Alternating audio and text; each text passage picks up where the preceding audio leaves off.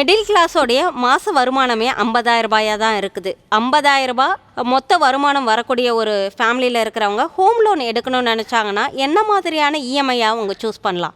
இது ரொம்ப நல்ல கொஷின். ஃபஸ்ட்டு இன்கம் ரேஞ்ச் அப்படிங்கிறத தாண்டி நார்மலாக எந்த ஆவரேஜ் இன்கமாக இருந்தாலும் ஒரு 30%லேருந்து 40% வரைக்கும் தான் அவங்களோட இஎம்ஐ இல்லைனா டெப்ட் லயபிலிட்டி இது எல்லாமே அந்த பர்சன்டேஜ்குள்ளே தான் இருக்கணும். இன்னும் கம்ஃபர்டபுளாக இருக்கணும் அப்படின்னா 20%லேருந்து 25% தான் அவரோட லயபிலிட்டி இருக்குது அப்படின்னா இன்னும் வெல் அண்ட் குட். இப்போ அந்த 50,000க்கு நம்ம எடுத்துக்கலாமே.